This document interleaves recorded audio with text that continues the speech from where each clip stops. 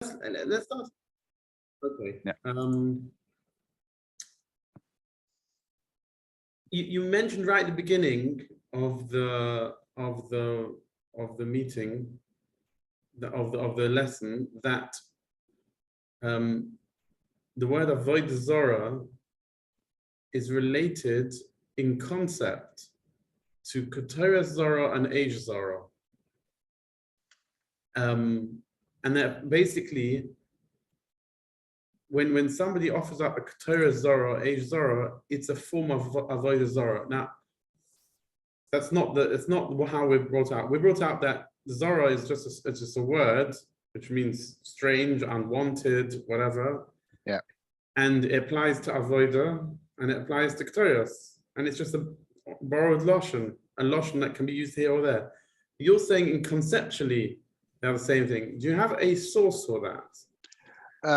No, so, well, it's a lot of different, what I said in this shir was kind of a combination of a lot of different things that I've picked up left and right. So it's very difficult for me to go back and trying to find everybody's opinion on that. But the concept on itself, that avoid Zor, because the word avoid Zor, I think it's a rabbinical expression. Yeah, there's no in the Torah. No. And for me, it's not for me, it's clear that it's that it comes from the Ketore Zoro, the Eish Zoro, for me. But and also it is also, I think Rav Sherki also mentions it, that I think he actually also says it's avodas Hashem shehi Zoro. So it's like I've seen it already bringing down. Yeah, but I'm the one that connects it to the Ketores and the Eish Zoro. Yeah. Okay. I'm just looking through my notes. I just want to print off my notes because I'm only using one screen. It's hard for me to keep switching back. So if you just give me a minute while I just print the notes, and yes. then I'll just go and fetch it. 1 second. Copy this.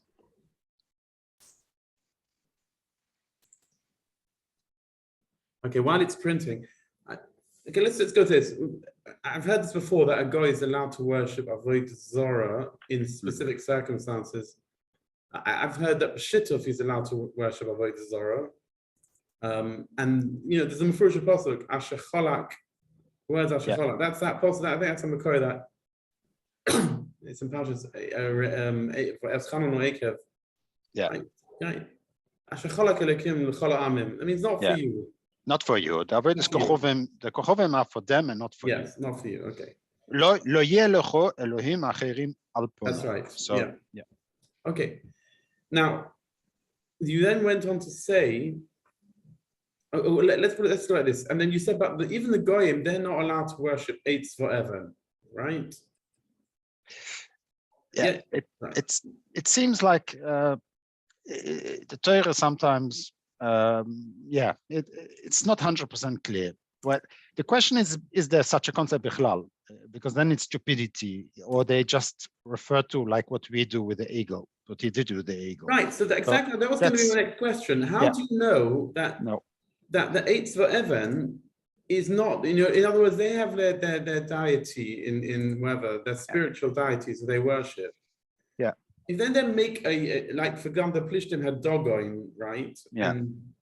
And whatever it is,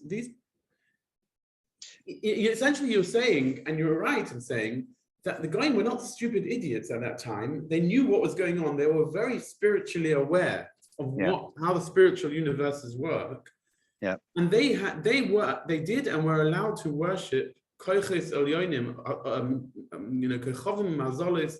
They knew about them. And like the Rambam says, they were like the Meshamshim and they worship them. We're not allowed to worship them. But when they make a statue of Eitz V'Evan, surely that is just, the similar to what Chalal Yisrael did with the Egel. In other words, they couldn't handle it just being purely spiritual. I agree with you. The only thing is that sometimes Hashem makes fun of it and says Eitz V'Evan when you will go into Golus. In the Hallel. So Hashem makes fun at some point. So I don't know. I put question marks. It's I don't know. created the three levels. So you have the ones that are Avodas Hashem B'Tshei Zoro. Then you have Avodas Elilim, which means the Avodas from the Eloheu Amim.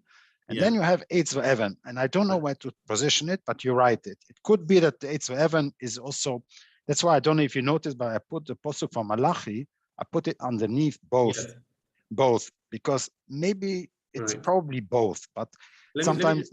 Let me just get the paper now.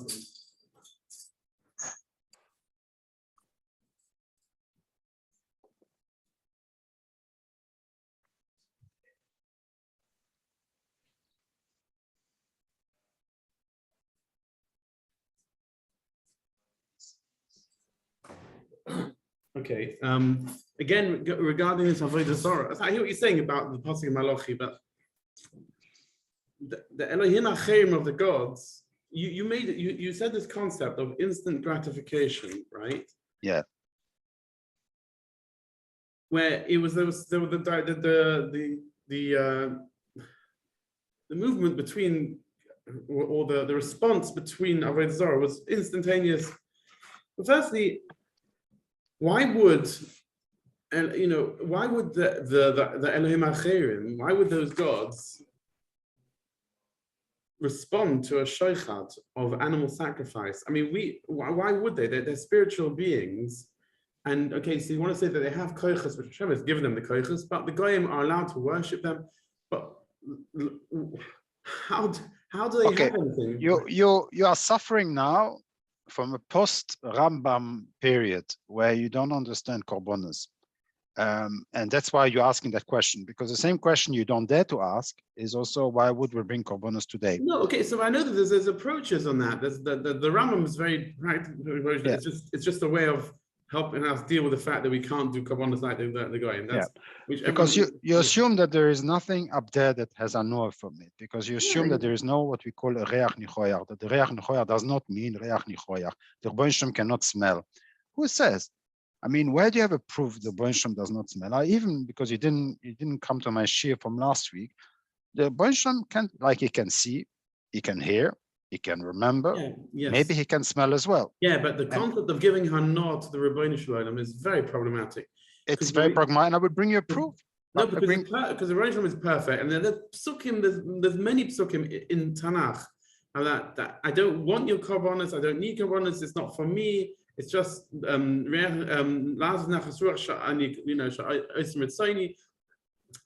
it's very hard to say that there's I will bring you a proof that that there is a concept of pleasure in Hakadosh Baruch Hu of the reach. Do you know which one? I've heard many times. It's a known concept of lasus nachas ruach. No. I'll bring you a proof. Yeah. That smelling is an anoah from the Rebbeinu Shem, and I bring you the simple proof. The Gemara says that we make a brocha on psumim, and so the Gemara says that the only anoah that the neshama has is from the smell. Yes. Remember? Yeah. And the neshama has anoah from smelling. Now, what is the neshama? It's what we call the chelek elokam imal. That's what Hasidim in Kabbalist are explaining it. The neshama is a chelek mamish from the Rebbeinu Shalom. It's mamish like I don't know you want to call it, like something that comes down. So it is the chelek elokam imal that we have in us, and it can smell and it has a pleasure. Maybe so we do say that there is, and we make even a book on that. Sorry. Maybe it's the more. Maybe that's referring to the more. There's different halakim to the neshama, and the highest one is the one that's connected to Lamala, and there's chelek hamal, but there are lower parts. The nefesh of a person. Yeah, but it's still ruchnis. Nefesh ruach neshama, right? The nefesh is the lower part. The ruach of a person is the person itself. Maybe that's what gets the hana. No, it's mentioned in the neshama. To get hana from a besamim. Okay, I'm not going to argue, because it's indeed the Gemara uses the lashon neshama, and it's sometimes the Gemara uses the lashon netilas neshama by behema as well, which we know the behema does not have a neshama. So you're right. It's not. I'm not going to argue. No. But the point is that we're taking today an assumption that the korbanos are only for us and nothing for Hashem. So the Rebbeinu Shem does not smell anything. There is nothing by the smoke going up, and there is nothing up there to collect the smoke and to enjoy the oil. Okay, because we are so much used to it that we today can't understand. But I do believe that 1,500 years ago, people did believe that there is kind of, we're giving something to Hashem. It's like a present we're giving to Hashem, and he has kind of an honor. The fact that he criticizes us and says, you know what, keep your presence and make what I'll tell you to do, is just saying that get your priorities right. Does not mean that I don't enjoy the korbanos. It just says I would rather enjoy a korban from somebody that performs my mitzvahs, that shows me some respect, than somebody that makes averos the whole day and comes to bring me a present. But the fact that the Moshe does not have a know from the korban is something which today we know, but in the time was not so known, and therefore now you're asking a question. So if I bring a korban, I'm basing on assumption that a spiritual being cannot have hana from a physical entity. Okay. And yeah, I'm making that assumption. I think it's a reasonable assumption to make. Even the Rishonim are chaylik with the Rambam hold that korbanos is not, because Chas Shalom, what the Rambam is very angry with the Rambam. I can say that whatever the korban is, it must surely be based for us to show our devotion and for us to show that it's kilo us on the Mizbeach, it's kilo, we imagine this is ourselves, but to actually say, so say the same thing to they do the same thing to their God. And you, because you have in your mind that God is a star, but it's not necessarily, there are 70 gods which are distributed by the nations. And so it's also can be to a really it's kind of a Shem of Hashem. It's like it's like a sub god in sense. So maybe also if you completely sacrifice yourself to that God, maybe the God says, "Wow, he's completely submissive to my will, and therefore I will give him." Yeah, I don't know. We don't know exactly how it is, but could be. Right. Okay, just read the minutes. I've got a lot of questions. I'm not all in order, so let me just quickly have a look. 1 second. Right. Also, on this concept of instant gratification, I've got 2 questions, I think. One is, you had the concept of Tzadik Viralai, Rosh V'Tovlai, going back to Moshe Rabbeinu, Yirmiyahu Novi. Yeah. And according to what you're saying, it shouldn't have been. It's a very simple solution. Yeah. Okay, maybe, unless you said that didn't apply by the Goyim. But 1 second. When Moshe Rabbeinu asked Tzadik V'Raloi, and it seems, for me personally, it's a contrary, it may be a proof, because when Moshe Rabbeinu would ask it seems like an exception. He's asking, how can it be that sometimes we see Tzadik V'Raloi and Rosh V'Tovloi, meaning that there are sometimes it does not work. And that was his question. And Moshe didn't tell him, no, there are other rules, there are other things which are taken in consideration. But the normal rule is Tzadik V'Tovloi and Rosh V'Raloi. Right. So today, if somebody would ask it today, would be like a stupid question. Tzadik V'Raloi, I mean, there is nothing. There is no, you can do, there is, don't do it. It's irrelevant. So you answered my question that Tzadik V'Raloi, Moshe Rabbeinu questioned, and Yirmiyahu questioned were exceptions. Okay. Exceptions, yeah. But then which makes more sense in the whole context. I understand that. But also still, you're saying that by the Goyim, it was very clear, easy mechanics. If Goy needed something, went to the back garden, went to the Mizbeach, put a cow on it, offered it up, and the next day he'd get a check in the post, right? Something like that. If it was that simple, then all the Goyim should have been fabulously wealthy. In that time, are you going to say that all the Goyim of all the nations until the destruction of the first Beis Hamikdash had this basically money tree? Unless it's a good question. I don't have an answer. I don't have an answer. It's a malach. It's not a. I cannot. It's these are maybe one day we'll find an answer to that if you want to continue with that mahalach. Yeah. It's also clear that the gods have also certain expectations, and that they also want to be followed. Each land, Ibn Ezra explained, each land has its laws. You know, in this land you're allowed to do this, on this land you're not allowed to do that. So each land area in the world has got his stars and also his laws, metaphysical laws. And so if they sinned, then this particular sin in this land where Arroyos is more, and this land is more Achilles, which are not, and this land is Chesed, and this land is so each one have got a different. I mean, it wasn't so simple even for them. They also had that. No, they also needed certain things to follow. That's what Ibn Ezra explains. Yeah, and the land is nation. When you speak about a nation, you speak about the god of a nation. Because which we today are also having, because we have a flag. We have a flag and we stand up for a flag. Even the Goyim, they show kind of a religious feeling towards the nation, to the president, which represents the nation. Yeah. One of the things you said is you said that explains why the drive for Avodah Zarah was so strong, because of Instagram invasion. I've always understood that the reason why there was such a drive for Avodah Zarah is because there was such, until the destruction of Beis Mikdash, because they were so spiritually tuned up, right? So like the Yidden needed an ego, they also needed Avodah Zarah, and that's why the drive for Avodah Zarah was so strong, because to live without a god was like saying I'm living without oxygen. They really felt that, right? Yeah. It's another, it's a more traditional way, which fits more with the element that Chazal had to destroy the Yetzer Hara. Mine does not need that. Right. You're saying it's just, you're right. It dissipates by itself. Yeah. 1 second, I'm just going to get hold on. Just want to think of what I asked.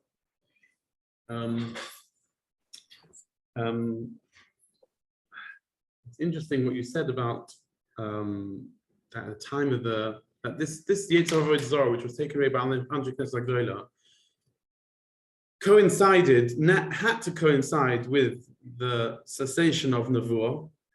Yeah. Because I've always understand it that basically Rosh said, right, your spiritual antennas are now no longer going to exist. You're living in a world of Hesed upon him, and that side L'tzad Rav, Avodah Zarah side L'tzad of Kedusha, everything is hidden. There's no spirituality, which automatically naturally brought around the Greek chokhmah of trying to understand the world from a scientific point of view.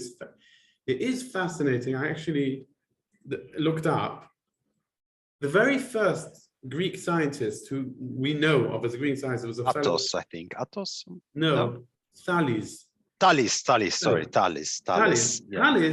Yeah, Thales. The Beis Hamikdash was destroyed in the year 586 BCE. Yeah.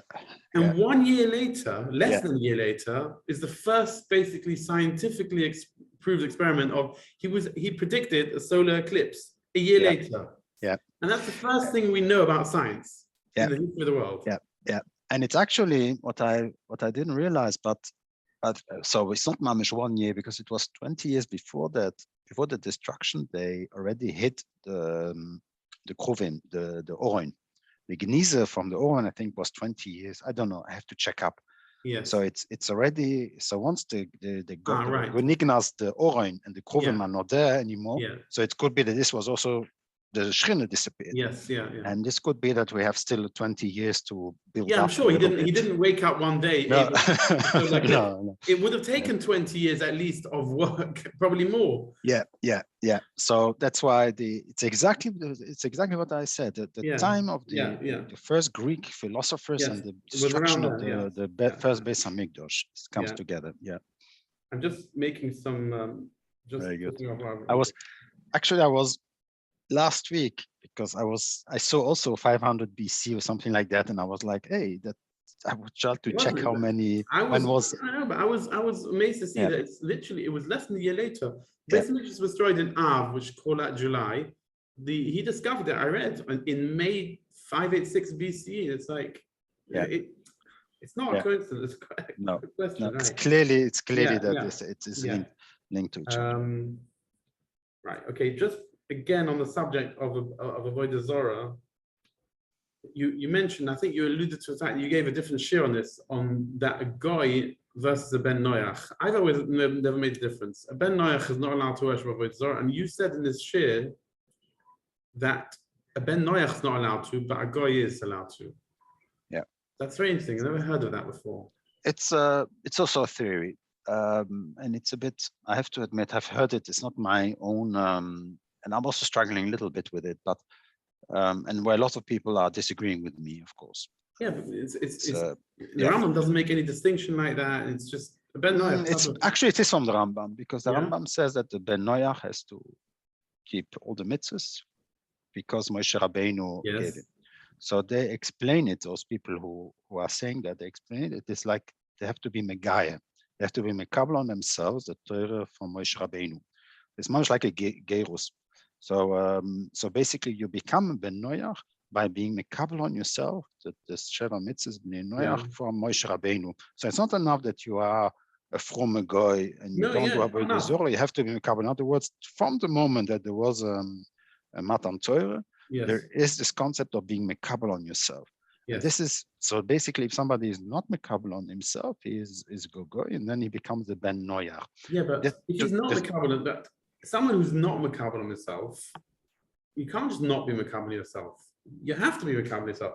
The Rambam says, I understood it, I've always understood the Rambam say that you're not considered having performed the Mesheva Mitzvah Ben Noach, or you're not rewarded for it unless you do it as part of that commitment to Moshe Rabbeinu at Har Sinai. If you do it just because you think it's morally correct, that's not good enough. Yeah, but that's not good enough in order to have Olam Haba. And then it's true that he does speak about making a milchoma, even if you have to convince them, etc. So this is, you're right. That part of the Rambam which follows afterwards is a bit difficult on that pshat. On the other hand, you said it yourself, that you've seen it already before, that the Goyim were allowed to have Avodah Zorah. So how can it be? So a Goy is allowed to have Avodah Zorah. On the other hand, the Ben Noach is maybe the type of Avodah Zorah is allowed to have. Now you're going to become a London in the different types. You have to, sorry, not you. You have to start. Yeah, go ahead. No, because firstly, you yourself have said Eitz Ve'evan is different. So there you go. I gave you. Right. So if you're right in making that distinction, then Eitz Ve'evan would be forbidden. Yeah. Secondly, the other distinction would be B'shituf. In other words, they're not allowed to worship Avodah Zorah on their own, whether it's Eitz Ve'evan or a god in the heavens. But B'shituf, they are allowed to. Yeah. The point is that the Rabbeinu Bechai says that we never saw the Rebbeinu Shalom punishing the people, the nations, for Avodah Zorah. Right. And so we never see it at all. And he says there is no such a thing. Avodah Zorah is only not in Eretz Israel. And on the other hand, we see a Ben Noach is not Avodah Zorah anywhere in the world. Is never on it. Yes. So how can it be? How can it be? Okay, that's B'dei Adam. There could be a different mahalach in B'dei Shemaim, especially since the concept of Mishalem L'Soinav Oponav La'avidai would certainly apply to a goy. I mean, right? So we don't find that punishment. Okay, fine. So they're not punished. No, there are. I've seen even somebody who says that you become a Ben Noach, you need a bezdin. It's not stam. There are some who want to go that far. Yeah. So I hear the concept. Moving on to the subject of the difference between Judaism before and after the destruction of the first Beis Hamikdash and the Antiknas Hagdola, etc. Firstly,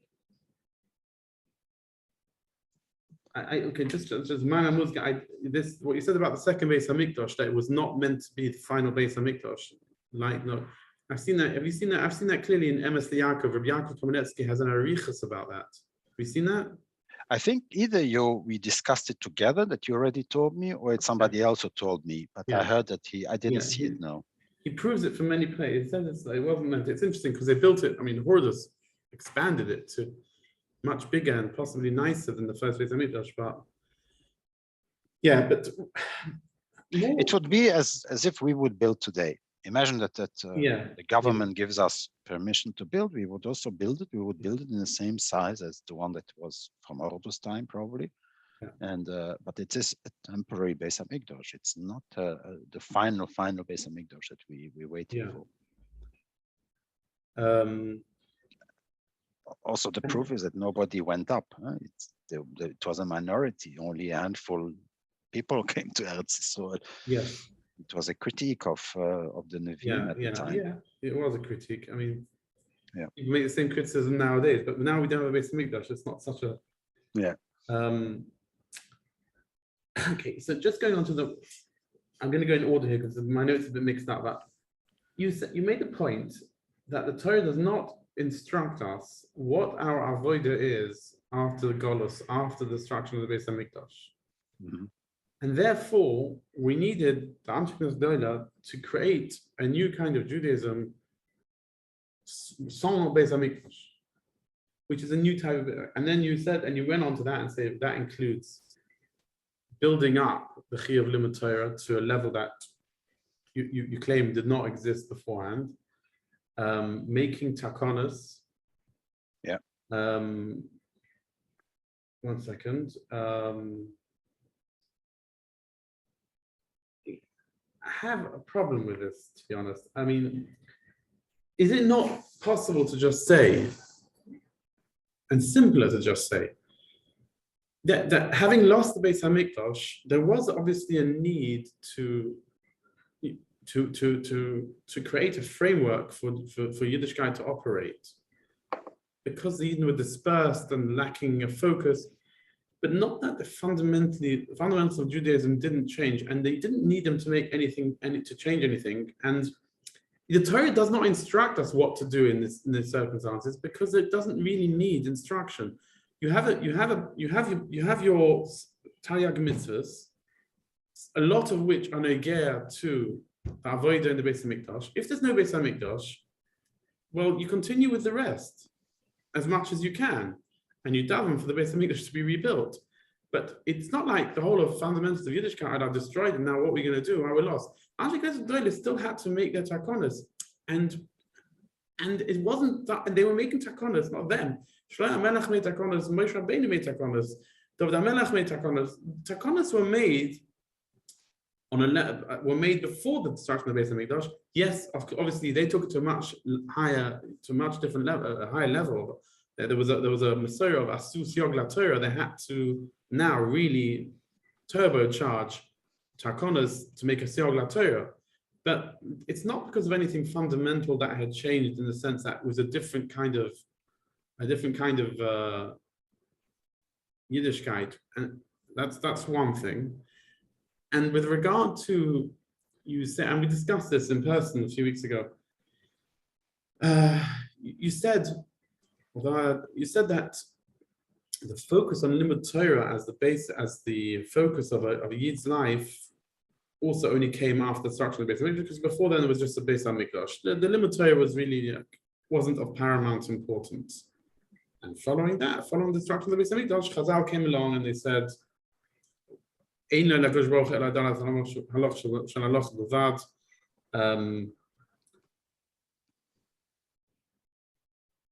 second, just gather my thoughts 1 second. You're asking two questions, and yes, okay. Let's deal with the first question. Yeah. Okay, my first question is about you didn't need a new Yiddishkeit. You didn't need anything new. Obviously, we had a new reality and needed Gzeirus, and we needed takonos. But it wasn't a fundamental change in reality in our avodah. Okay. So there's a lot missing, that's all. Yeah. There's a Gemara, you look at the Gemara, the Shas is quite big. Only machlekes on how to learn the Torah.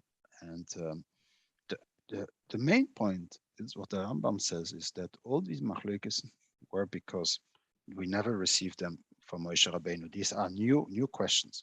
And they all start from the time of the Tanoim. We see, we never see somebody says, because already the Novi Shayahu already said like that. You always have new machlokes, and everybody had this opinion, and they did how they wanted. Asur, lo yasur, remember the Gemara in Yevomus we learn on Daf Hayomi about Beshamai Besile. It seems clear that these questions, these shilas, started off mamish by the time of the Tanoim. Nobody, the Tanna says, yeah, but I remember from my Zeta, it was like that. Nobody, ever in the Gemara does they mention about the Masoiras that come from previous generations. It's always something new. We discuss it. We learn it like that. We don't learn it like that. I learn Klalo Patup Klal. I learn Veribur Mute. Yeah, but that's because the Rambam writes in Lagdoma, which obviously you're referring to, that until the time of Tanoim, hold on 1 second. If there was any machlokas, they would simply go to the base in Agodo and discuss it and see what they paskened. Yeah. And then it was and there were doubts. Obviously, there were doubts, but there were only doubts about things that were either there was no Messiah about, or in other words, there was no halacha l'moshe misina about. Sorry, there were only doubts about things where there was no halacha l'moshe misina about, which there wasn't a clear Messiah about. Even not, I mean, there's halacha l'moshe misina, and there's halachas which we know, which we also know from Moshe Rabbeinu, which we don't call halacha l'moshe misina because we can darshan it from a pasuk. But Rama writes that we know an esrog is an esrog also from Moshe Rabbeinu, and we know a shofar is a shofar from the Moshe Rabbeinu as well. So again, what you said about that, we could take a trumpet. Yeah, I take issue with that. Chacham could never get up and say you can take a trumpet instead of a shofar. It doesn't matter how many droshes they find for it. They can't do that because that is a Messiah from Moshe Rabbeinu. And even they cannot after whether it's before or after the Beis Hamikdash destroyed, change a known halacha that we've known since Matan Torah. That's what I'm saying, is that they have the power to do it. As long as it's not written in the Torah explicitly, you can't change anything that has been, unless Chazal tell us that this is in a Torah. So this was given over as part of the Torah and not just as part of what Moshe Rabbeinu made his own interpretation. If Moshe Rabbeinu made his interpretation that this is a shofar, and it's part of his own interpretation of the word, then we can today be choilek on Moshe Rabbeinu. But Moshe Rabbeinu never made any interpretations. He was makabel everything with clarity from Hashem. We are the ones that make it, right? So that's the question. What did he receive? Did he receive the Torah Shebechsav, or did he receive the whole? But that's where we're starting to come back to the original questions. What did he receive? Did he receive Torah Shebechsav? Did he receive Torah Shebal Peh? Or did he receive both together? And these are the three opinions, which is the Rambam is we received Torah Shebechsav only. Torah Shebal Peh was created. That the Rabbonim, Moshe Rabbeinu himself, the Rambam says himself, even if Moshe Rabbeinu would make his own droshes, we would consider that as divrei sofrim. That means, in other words, we can be choilek on them in the next generation. It's not because Moshe Rabbeinu said so. We don't know today. That's a problem. What has been given over to Moshe Rabbeinu? Did he show him a picture of a shofar? Did he tell him this is what I mean with the shofar, and this and not anything else? Because it could be that this is like a triller, but if you do it, the trumpet is also good. I mean, you can start thinking the whole way through. Or was he, or did he just the Torah Shebechsav? He told them, this zichron trua. It doesn't even say shofar, but it's a zichron trua. Yeah. And then I leave it to you guys to learn it, and that's what Moshe Rabbeinu did. And maybe since then we always blow a shofar, but it is an interpretation of Moshe Rabbeinu, and then theoretically we could argue on them as well. So it's not because we received it from our forefathers. The Rambam says, if I'm not mistaken, the Rambam says in his Akdama that we know we have to use an esrog as the pre-Eitz Hodah from a Messiah Dorach Hadorah till Moshe Rabbeinu. Yeah. And the droshes that the Gemara tries to find out what root it is not because we need the droshes. Only by when we have a drosh. In other words, what we call halacha l'moshe Sinai, like the shiurim, which that doesn't say in the Torah. We call halacha l'moshe Sinai because there's no remez for it in the Torah. Anything which is no remez for, we call halacha l'moshe Sinai. But in strength, an esrog is also halacha l'moshe Sinai. We just happen to be able to find a drosh for it in the Torah as well, and we can't argue with that. It says. So if he says that, that means, in other words, he's saying that it was received directly from Sinai to Moshe Rabbeinu. Then it's something that we cannot argue because that's part of our reception. That's what halacha le Moshe Sinai means. It was halacha handed over to Moshe at Sinai, Sinai. It means Hashem said to him, "Here's an esrog. This is the fruit. I mean, here's zichron trua. This is a shofar. This is what you have to blow." The Rambam does say it on shofar. Because this I didn't know. No, he says it on esrog. That's why I'm saying it could be on shofar. On esrog, I would not say that. But on Schäufer, I Okay. would say it, because if the Rambam doesn't say it, that means that he does not accept it as being something Okay, so received. you're It's right. there are very little things that we received from Sinai. That's what the Rambam says, that is not written in the Torah, but that we received from Sinai. There are very little things. In the Taryag, there are maybe 4 or 5 mitzvahs, which are not explicit, but he adds on, even though it's not written, but because Chazal say that these have been received from Sinai.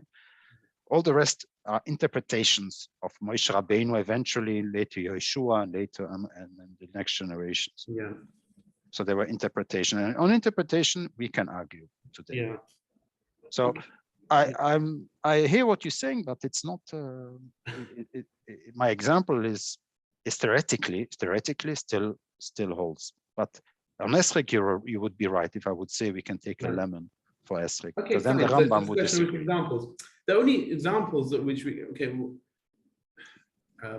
there are other examples where we dash from the Torah, and that where there's a machlokes tanoim how we dashen. Yeah, like you say, if Chachamim can argue, change, disregard, with a koyach based in God, no, we can't do it now. But at the time of the Tanoim, we can. No, we could do it now also. We can do it now also. We can do it now. It's just that I think as a mission says that we don't do it anymore since the Gemara has been written.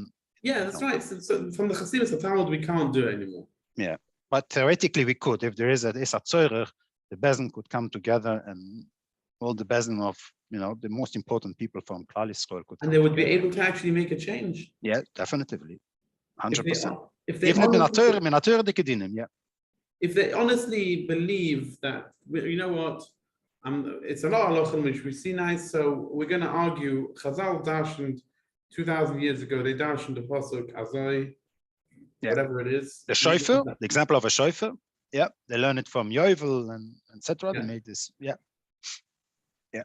Somebody will say Gzereshova, no, because Gzereshova, I don't know. Then there's only Batoisa says only the number of Gereshovas, etc. So okay, then you can argue. Maybe it's not a good example of a shofar in some aspect, because I think we learn it from Yovel, but I don't know if it's from a Hekesh or Gzereshova. I don't remember anymore. Okay. Yeah. I've got to go in a minute. I've got one last ha'ora on what you said. You said that I'm taking this Shloicha. We need to move on to him soon, but since once the Beis Hamikdash was destroyed and then the Nevi'im died, and there were no Nevi'im, so now that necessitated a whole new understanding of Torah. The Nevi'im never controlled the Torah. The Lo B'Shamayim here, it was never that Lo B'Shamayim here applied even before Beis Hamikdash was destroyed. A Novi was not allowed to get up and say anything about the Torah except as the same as anybody else who knew how to learn Torah, except as he was a Chacham. In Nevuah, he had no Mala. Nevuah's got nothing to do with Limud Torah. Nevuah is to do with a message from Hashem. Now, here's a message. Nevuah is not what the Torah wants from you. No, but Nevuah, yes, because that's my point. Maybe I wasn't clear enough. Why did we have 600,000? I think there are 600,000 Nevi'im. Yes. There were like Nevi'im in every town. Okay, because in those days, if you lost your donkey, you went to the Novi. Where's my donkey? Okay, that's what this is your interpretation. So it's like my interpretation is no, they were the doctors of the people. The people had problems and they went to a Novi, and the Novi told them what they did wrong. And so therefore that's why, as I said, they lived the Torah, they lived it. So it was like a Novi was somebody who could tell you, why you have a tummy ache? Oh, since when? So long. Okay, you know what did you eat by the wedding? Did you eat the dessert by the wedding? Which dessert did you choose? Or which soup did you choose? The chicken soup or the vegetable soup? By the way, the chicken soup? Yeah, okay. You should know next time, don't pick this chicken soup because it comes from this butcher. And basically, the Novi was telling us that people were living. So the Novi did not be machadish things, but he was associating everything that happens to applying the Torah. Right. And so we didn't need to learn because we lived it. I mean, it's like saying gravity. I don't have to learn gravity. I'm living it. You still had to learn. You had to learn. Even if you didn't learn the Nevi'im, you had to learn the Torah to know what to do. To know what to do. So that part, it was only to that wasn't practical. I didn't need a Novi to teach me what to do. No. But thanks to the Novi, I knew the pratim of the halachas because if it was telling me it's a ben yomer, it's not a ben yomer, would have told me it's a difference. 1 second, it was a ben yomer, the poto, it was not a ben yomer. You would tell me, then I would know a new halacha. So basically, it's he did not create, but he Right. Okay. So in if you want to compare it to modern parlance, it's like saying a novi would be like a diagnostician. Yeah. Right? Yeah. Whereas whereas the chachomim, yeah, would they be would. the ones, they would be the ones saying creating not creating medicine, but I can't Yeah, you- yeah, no, yeah, that's what I'm yeah, saying. yeah, yeah. They're the ones who are right. Yeah, what you shouldn't be eating to begin with. Yeah, Right. it's not my Yeah. theory is not Yeah. 100% bulletproof, but it's Yeah. it's you got the gist. Yeah. Okay, I've got more, a little bit more, but I have to leave it now. Okay. Shkoyach, Harry. Yeah. Okay. Whenever you want. Okay, I'll let Okay. you know. Atzloche. See you, Shkoyach. Bye bye. Bye. Bye-bye.